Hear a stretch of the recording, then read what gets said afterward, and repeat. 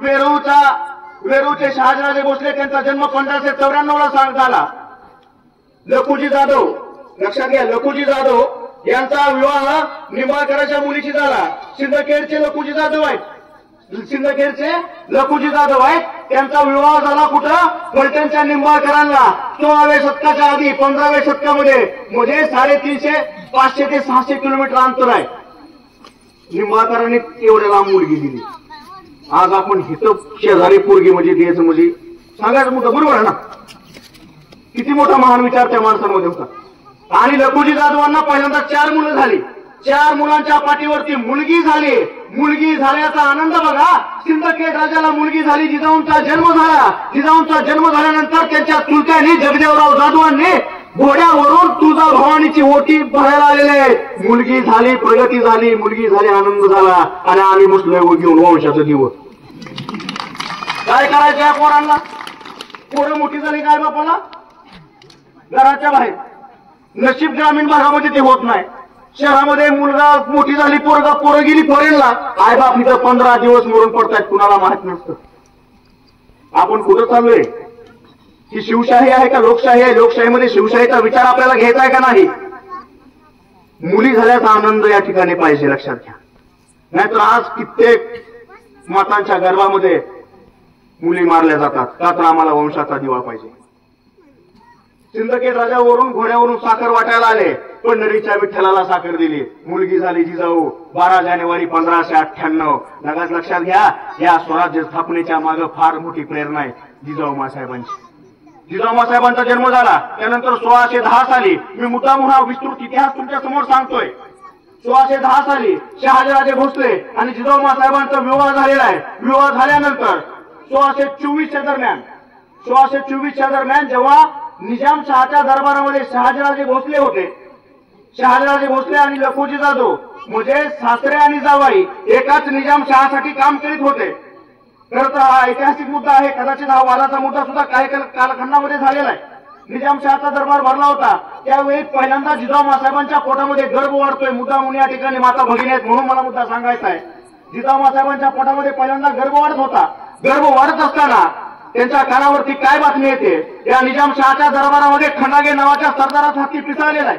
पिसाळलेला हत्ती माणसांना मारू लागला, पायदळी तुडवू लागला आणि माणसांच्या रक्ताचे पाठ वाहू लागले. माणसांच्या प्रेतांच्या ढीक साठू लागले. अशा परिस्थितीमध्ये हत्तीला शांत केलं पाहिजे म्हणून जाधवाची माणसं हत्तीला शांत करू लागली. आणि याच प्रसंगामध्ये मराठ्यांच्या सरदाराची मारामारी या ठिकाणी तिथं होऊ लागली, रक्त वाहू लागलं. अशा परिस्थितीमध्ये या घनघोर युद्धामध्ये लक्षात घ्या, जिजाऊ मासाहेबांचा मुलगा, जिजाऊ मासाहेबांचा सक्का भाऊ दत्ताजी जाधव मारला गेला.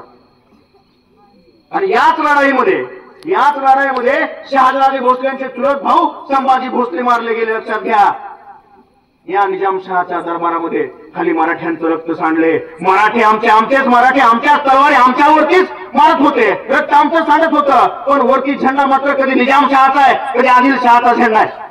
अशा परिस्थितीमध्ये जिजाऊ मासाहेबांना पुत्र झाला, पहिला पुत्र झाला. त्याचं नाव ठेवण्यात आलं संभाजी. शिवाजीराजांना मोठे भाऊ होते संभाजी.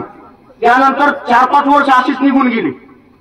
4-5 वर्ष निघून गेल्यानंतर पुन्हा एकदा निजामशाही वाचली पाहिजे म्हणून 1628 ते 1629च्या दरम्यान या निजामशहाच्या दरबारामध्ये लखुजी जाधव म्हणजे कोण आहेत माहिती आहेत ना? जिजाऊ मासाहेबांचे वडील, शिवाजी महाराजांचे आजोबा.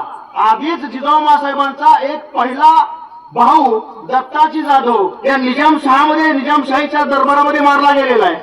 पुन्हा तीच निजामशाही वाचवण्यासाठी आमचे लखुजी जाधव गेले.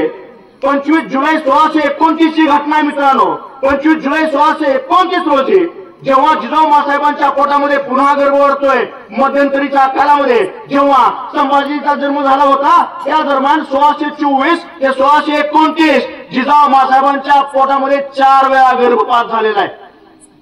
4 वेळा लहान ही गर्भ या ठिकाणी मृत अवस्थेमध्ये मृत झालेले आहे. लक्षात घ्या, एखाद्या वेळेस जर गर्भपात झाला तर गोष्ट समजू शकतो, पण एका मातेचा 4 वेळा लहान मुलांचा मृत्यू ही फार मोठी घटना आहे. आणि पुन्हा जर त्या मातेच्या पोटामध्ये जर गर्भ राहत असेल तर त्या मातेची किती काळजी घेतली जाते? काळजी घ्याल की नाही? मग अशा अवस्थेमध्ये जिजाऊ मासाहेबांच्या कानावरती काय घुसतं येते माझ्या मित्रांनो, काय घटना येते. पण 29 जुलै 1629 रोजी काय घटना कानावरती येते. हे निजामशाही वाचवण्यासाठी लखोजी जाधव त्यांचे बंधुराव जगदेवराव जाधव व त्यांच्या मुलांबरोबर राहिलेल्या 3 मुलांबरोबर ते निजामशहाला मुजरा करण्यासाठी जेव्हा देवगिरीच्या किल्ल्यावरती गेले होते, ते देवगिरीच्या किल्ल्यावरती या निजामशहाला मुजरा करण्यासाठी वाकल्यानंतर त्यांच्यावरती घात केला आणि लखोजी जाधवांचा खून या निजामशहानं केलेला आहे. लखोजी जाधवांबरोबर त्यांच्या राहिलेल्या 3 मुलांची कत्तल सुद्धा त्या निजामशहानं केलेली आहे. 1 नाही 2 नाही, तब्बल 42 माणसं जाधवांची या निजामशहानं मारली. कानावरती बातमी येते जिजाऊ मासाहेबांच्या. काय बातमी आली असेल हो? माझा भाऊ मारला गेला, माझे 4 भाऊ मारले गेले, माझा बाप मारला गेला, लखोजी जाधव मारले गेले, त्यांची मुलं मारली गेली, त्यांचा नातवंड मारला गेलेला आहे. त्यांचा वंश बरबाद करण्याचं काम या निजामशहानं त्या काही केलं. काय बातमी जिजाऊ मासाहेबांना? पोटामध्ये गर्भ वाढतोय, गर्भसंस्कार काय असतात लक्षात घ्या. तेव्हाच पेटून उठली जिजाऊ मासाहेब, तेव्हाच पेटून उठली ती माता. जो काही गर्भ माझ्या पोटातून जन्म घेईल ना, या शहांना हस्त केल्याशिवाय, या सगळ्या शहांचा हस्त केल्याशिवाय राहणार नाही. लक्षात घ्या.